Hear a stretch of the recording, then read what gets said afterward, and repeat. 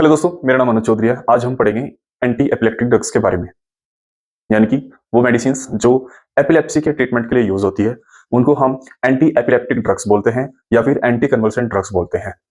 हिंदी में अगर मैं बात करूं तो एपिलेप्सी को बोलते हैं मिर्गी। क्या बोलते हैं? मिर्गी। आपने बहुत जनरल सुना कि मिर्गी के दौरे पड़ रहे हैं किसी को, ठीक है? तो दौरे जिसको बोलते हैं उसको हम इंग्लिश में सीजर बोलते हैं, यानी कि किसी इंसान का अपनी बॉडी पे से कुछ समय के लिए कंट्रोल हट जाना, ठीक है? बिल्कुल बेहोश हालत में चला जाना, या उसकी बॉडी में उसके हाथ पैरों बहुत इनवॉलेंट्री मूवमेंट शो करना किसी भी डायरेक्शन में। अगर आप उसको देखोगे पता लगेगा कि पता नहीं क्या हो गया इसको, ठीक है?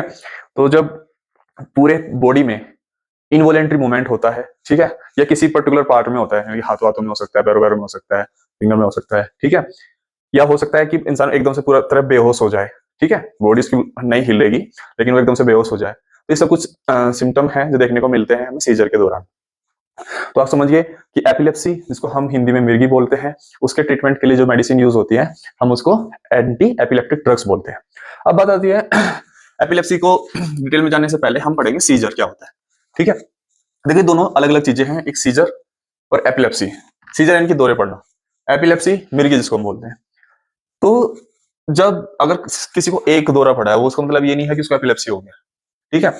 लेकिन अगर किसी को बहुत ही फ्रिक्वेंटली कुछ कुछ समय के बाद दौरे पड़ रहे हैं, सीजर आ रहे हैं, ठीक है, और 24 घंटे के अंदर भी 2-3 बार आ गए, ठीक है, और ये बहुत ही फ्रिक्वेंटली हो रहा है, तो फिर हम कहते हैं कि जो सीजर वाली कंडीशन है वो क्या है, यानी कि एपिलेप्सी में वो कन्वर्ट हो गई है, यानी कि अब उसको एपिलेप्सी है क्योंकि उसे बार बार सीजर आ रहे हैं। एक बार आया और फिर कभी आया नहीं, उसको लेने उसको भाई एपिलेप्सी हो गया था। तो ये डिफरेंस है। अब बात आती है कि ये होता क्या है।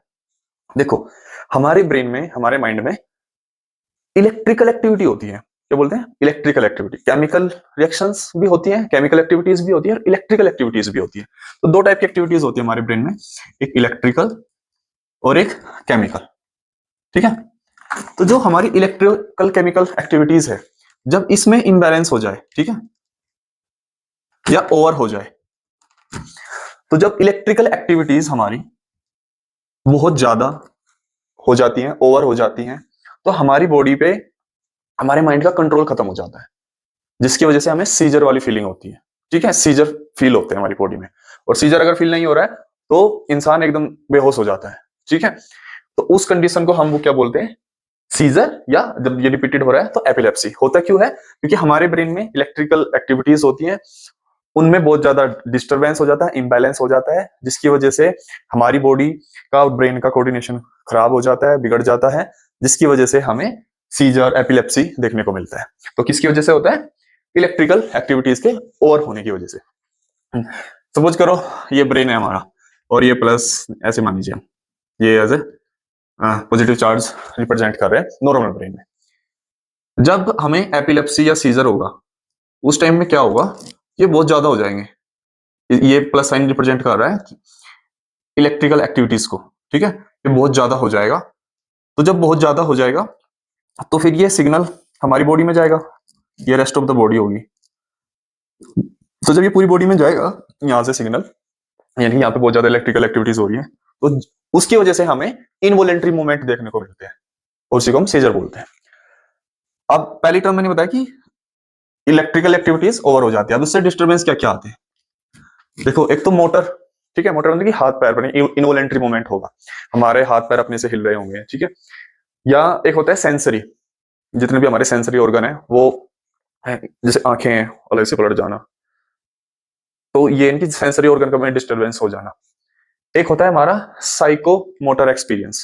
साइकोमोटर क्या एक्सपीरियंस होता है कि जैसे कि हमारे कोई लिप्स है, उसको स्मैकिंग होगी, ठीक है, ऐसे बार बार कोई अपनी जीभ होठों पे फेरता रहेगा, ठीक है, या फिर उसकी जो फेशियल एक्सप्रेशन है वो बार बार चेंज हो रहे होंगे, ऐसे लाइक दिस, कुछ भी ऐसी एक्टिविटीज, तो वो सब हमारे साइकोमोटर में आते हैं। तो यानी कि बॉडी के पूरी बॉडी में भी कोई डिस्टर्बेंस हो सकता है, इनवॉलेंट्री मूवमेंट, जितने हमारे सेंसरी ऑर्गन है उनकी एक्टिविटीज डिस्टर्ब हो सकती है, या साइकोमोटर एक्टिविटीज हो सकती है, ठीक है? तो ये हमारा हो गया सीजर। तो abnormal electrical activities which result in abnormal experience of motor, sensory and psychomotor experience, ठीक है? जब ये बहुत ज्यादा हो रहा है उसी कंडीशन को हम एपिलेप्सी बोल देते हैं, यानी कि जब बहुत ज्यादा दौरे पड़ रहे हैं तो उस कंडीशन को हम मिर्गी बोल देते हैं या एपिलेप्सी बोल देते हैं। होप ये आपको समझ में आएगा कि ये सीजर क्या होता है, एपिलेप्सी क्या होता है। इसके ट्रीटमेंट के लिए जो मेडिसिन यूज होती है उनको हम एंटी एपिलेप्टिक ड्रग्स बोलते हैं या एंटी कन्वल्सेंट ड्रग्स बोलते हैं। सीजर बहुत ज्यादा हो रहा है एपिलेप्सी, उसका ट्रीटमेंट होगा हमारे एंटी एपिलेप्टिक ड्रग्स से, या उनको हम एंटी कन्वल्सेंट ड्रग्स भी बोलते हैं। ये मैकेनिज्म है, ये होता कैसे है, मैकेनिज्म ऑफ एक्शन, बिकॉज ये डिजीज हुई कैसे, जो ड्रग्स है वो कैसे काम करती है। जो ये एक्टिविटीज यहाँ पे ज्यादा हो गई थी, इसी को वो नॉर्मल कंडीशन में ले आएगी। सपोज ये ब्रेन है, फिर ये नॉर्मल एक्टिविटीज हो जाएगी यहाँ पे, यानी कि आप पॉजिटिव साइड में दिखा रहा हूँ, इट मींस हाँ इलेक्ट्रिकल एक्टिविटीज ये कम होगी। तो देखो ये जितना यहाँ पे था इतना ही यहाँ पे हो गया, तो ये अब नॉर्मल कंडीशन थी, अब ये नॉर्मल में चली गई। ठीक है, ये नॉर्मल कंडीशन है, तो ये हमारी ड्रग्स का काम करती है। अब बात आती है कि हमें इसके जो डॉक्टर है उसको चेक कैसे करते हैं। तो एक ना टेस्ट होता है जिसको हम ईईजी बोलते हैं, ईईजी, इलेक्ट्रोएन्सेफेलोग्राम। ये एक टेस्ट होता है जिससे हम एपिलेप्सी को मेजर करते हैं। यानी कि क्या मेजर करते हैं, मैंने अभी बताया कि हमारे ब्रेन में इलेक्ट्रिकल एक्टिविटीज होती है, तो ये टेस्ट हमारे ब्रेन की इलेक्ट्रिकल एक्टिविटीज को मेजर करता है, इलेक्ट्रिकल एक्टिविटीज को। ठीक है, तो इनकी अगर ज्यादा हो रही है तो हमें पता चल जाएगा कि ये पेशेंट है, सीजर हो सकता है, इसको एपिलेप्सी हो सकती है या है ये पेशेंट। तो अगर वो नॉर्मल है तो यानी कि उसको कोई रिस्क नहीं है। तो टेस्ट का नाम है ईईजी, ये हमारा टेस्ट है डायग्नोज करने के लिए। इसके साथ साथ हम अलग टेस्ट भी यूज करते हैं, बट ये सबसे मेन है, जैसे एक एमआरआई और सीटी स्कैन, ये ब्रेन की इमेजिंग के लिए यूज होते हैं। बट सबसे ज्यादा मेन इंपॉर्टेंट है ये, जब एक्चुअल में ब्रेन में जो इलेक्ट्रिकल एक्टिविटीज है उनको मेजर करता है ईईजी, इलेक्ट्रोएन्सेफेलोग्राम। ठीक है, जो हार्ट के लिए यूज होता है, और इसमें कंफ्यूज मत होना, हार्ट वाले को ईसीजी बोलते हैं, इसको ईईजी बोलते हैं। तो उसमें सी आता है, इसमें ई आता है, और इट इज क्लियर। तो ये हो गया टेस्ट, इसको डायग्नोज कैसे करते हैं।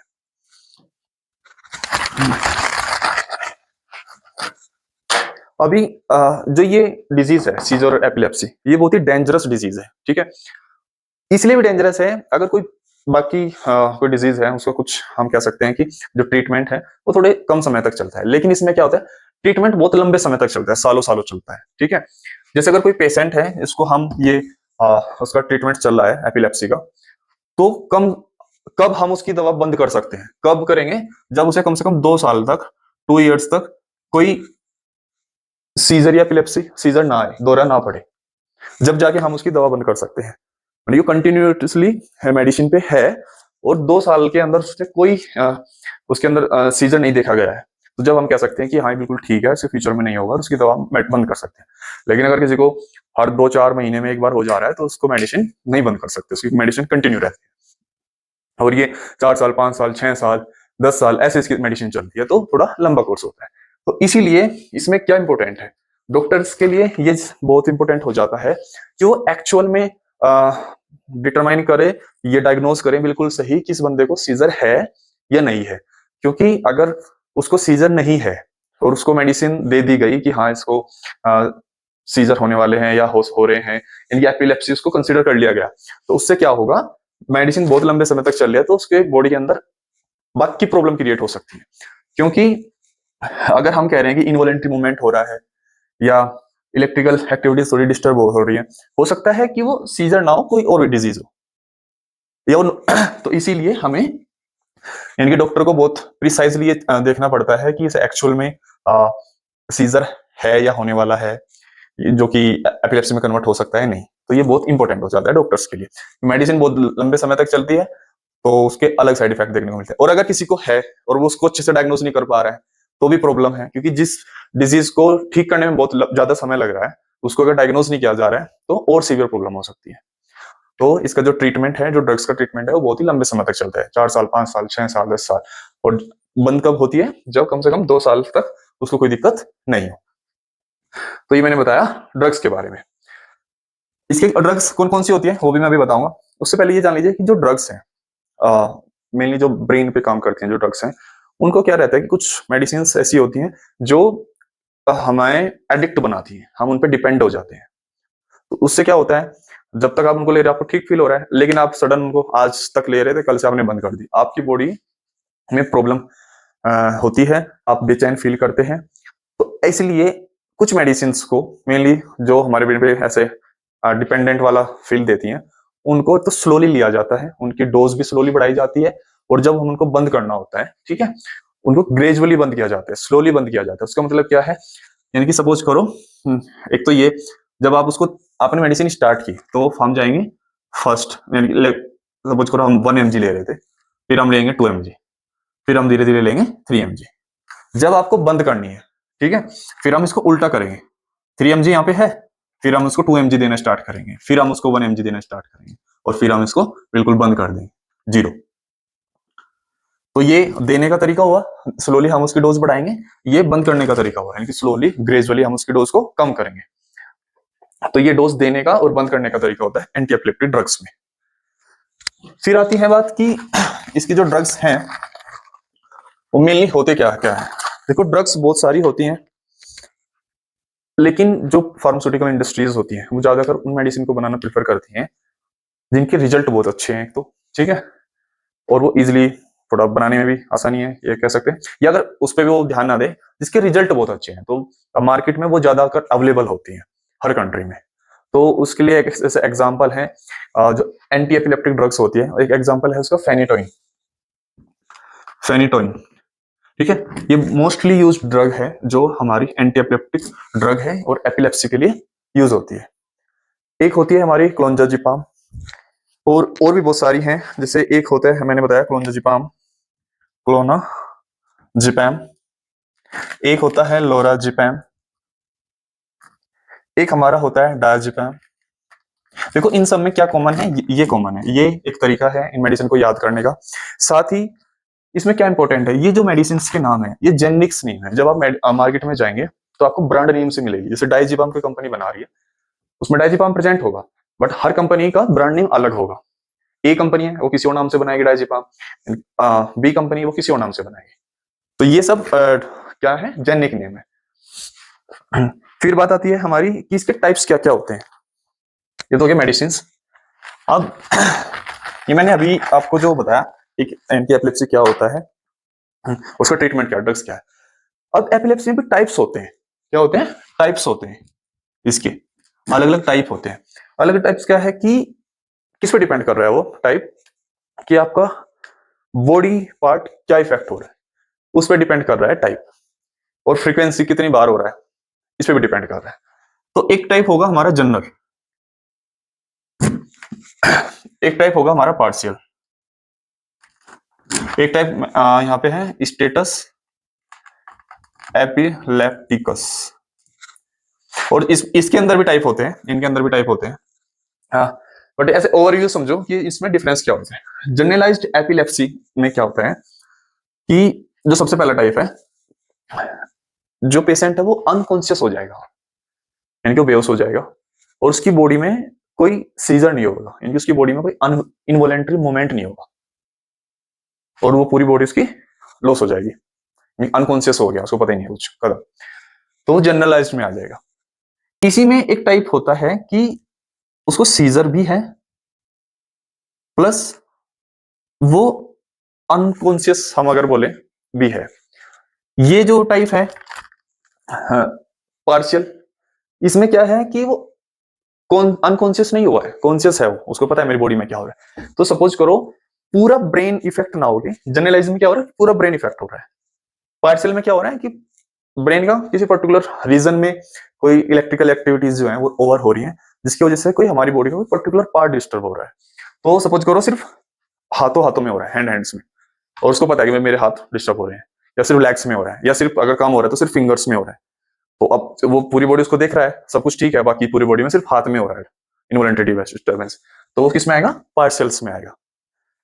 फिर आता है स्टेटस एपिलेप्टिकस। ये क्या होता है, जब सीजर कम से कम 10-15 मिनट कंटिन्यू हो रहा है उस, और वो बहुत सीरियस कंडीशन है, यानी कि आपकी इनवॉलेंटरी मूवमेंट हो रहा है आपकी पूरी बॉडी में, आपकी बॉडी कोई हाथ इधर हो गया, कोई एक हाथ इधर हो गया, एक पैर इधर मुड़ गया, एक पैर दूसरी तरफ मुड़ गया है, ठीक है, आंखें की डायरेक्शन बदल गई है, और वो 10-15 मिनट तक कंटिन्यू चल रहा है बॉडी में, यानी कि बहुत ज्यादा इलेक्ट्रिकल डिस्टर्बेंस हो गया है ब्रेन में, उस कंडीशन को हम बोलते हैं स्टेटस एपिलेप्टिकस।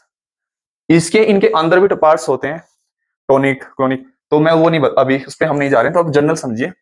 तो इसमें पूरा ब्रेन इफेक्ट हो रहा है, पार्शियल में कुछ पार्ट इफेक्ट हो रहा है। अब इसके साथ जो मैंने अभी बताया, मैं आपको बोल रहा था टोनिक और क्लोनिक, इसका एग्जांपल होता है टोनिक एंड क्लोनिक। इसमें क्या होता है कि ये मैंने जो अभी बताया था, अनकॉन्शियस और सीजर, ये दोनों चीजें इसमें होती है हमारी। जनरल में यानी कि पहला टाइप क्या होता है, हमारा अनकॉन्शियस बंदा हो गया, ठीक है, और सीजर नहीं हुए। सेकंड में टोनिक क्लोनिक में क्या होगा, सीजर भी हो रहे हैं और अनकॉन्शियस भी हो गया, तो एक इसका पार्ट हो गया, और इसमें पूरा ब्रेन इफेक्ट हो रहा है, इसमें ब्रेन का कुछ पार्ट इफेक्ट हो रहा है। स्टेटस एपिलेप्टिक का मतलब बहुत लंबे समय तक 10-15 मिनट तक डिस्टर्बेंस हो रहा है। तो एक थोड़ा क्या बोलते हैं, मैंने समझाने की कोशिश की आपको कि एपिलेप्सी क्या होता है, सीजर क्या होते हैं, यानी कि मिर्गी, और इसको दौरे बोलते हैं। जब बहुत ज्यादा दौरे हो रहे होते हैं तो उसको हम एपिलेप्सी बोलते हैं।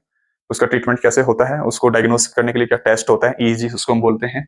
उसके पार्ट्स क्या होते हैं, ये होता क्यों है, इनके हमारे ब्रेन में एक्टिविटीज डिस्टर्ब हो जाती है। अब ये तो बताया मैंने कि एक्चुअल में जो दिक्कत हो रही है। अब बात आती है कि वो दिक्कत क्यों हुई। ये मैं लास्ट में बता रहा हूँ आपको कि भाई जो ये मैंने यहाँ पे इलेक्ट्रिकल डिस्टर्बेंस की भी बात की थी, इलेक्ट्रिकल डिस्टर्बेंस ये क्यों हुआ, इसके बहुत सारे रीजन है। पहला रीजन, किसी को चोट लग गई है एक्सीडेंट वगैरह में ब्रेन पे, ठीक है, तो ब्रेन इंजरी एक रीजन होगा, ब्रेन इंजरी। एक हो सकता है कि जेनेटिकली पेरेंट्स में था, बच्चे में ट्रांसफर हो गया, एक रीजन होता है जेनेटिकली, जेनेटिक्स के कारण। एक रीजन है कैंसर, अगर किसी को ब्रेन कैंसर हो गया तो उसमें भी ये देखने को मिला है। एक है कि किसी को बहुत हाई फीवर हो गया है, हाई फीवर की वजह से भी हमें ये सब देखने को मिलता है, सीजर। एक रीजन है कि कोई ओवरडोज लेता है अल्कोहल, ठीक है, या कोई और मेडिसिन एडिक्टिव ड्रग्स लेता है, उसके कारण हो सकता है। एक रीजन है कि किसी को लाइट से इरिटेशन है, ठीक है, तो इसमें ना इरिटेशन का भी बड़ा रोल होता है। आप किसी चीज से इरिटेट फील करते हैं, आपको किसी से डिस्टर्बेंस फील करते हैं, जैसे कि लाइट हुआ, या कोई गाली गलौज ऐसा हुआ, या कोई पर्टिकुलर इंसिडेंट है जो आपके दिमाग में बैठ गया है, तो जब आप उसको याद करते हो या ऐसा कोई इंसिडेंट देखते हैं तो बहुत ट्रिगरनेस होती है आपके माइंड में, तो बहुत सारा डिस्टर्बेंस होता है, उसकी वजह से भी हमें ये देखने को मिलता है। तो ये brain injury, genetics, cancer, high fever, alcohol, light, और यानी कि जो मैं अभी बात कर रहा था स्ट्रेस, यानी आप ओवर स्ट्रेस ले किसी बात को सोच के, तो ये सब रीजन है इस डिस्टर्बेंस के। और इस डिस्टर्बेंस से क्या होता है, सीजर होता है। सीजर को हम ज्यादा होता है एपिलेप्सी बोलते हैं, उसके ट्रीटमेंट के लिए एंटी एपिलेप्टिक ड्रग्स होती हैं जिनको हम एंटी कन्वल्सेंट भी बोलते हैं। मैकेनिज्म क्या है कि जो हमारी ब्रेन एक्टिविटीज है ओवर, इसको इलेक्ट्रिकल एक्टिविटीज जो ओवर हो रही है उनको नॉर्मल कंडीशन में लेके आना। हमेशा जो मेडिसिन हम ले रहे हैं उनको धीरे धीरे इनकी डोज बढ़ाना है और धीरे धीरे कम करना है जब बंदा पेशेंट थोड़ा ठीक फील कर रहा हो। होप आपको ये सब समझ में आया होगा। फिर मिलता हूँ एक नए लेक्चर में, तब तक के लिए जय हिंद, जय भारत।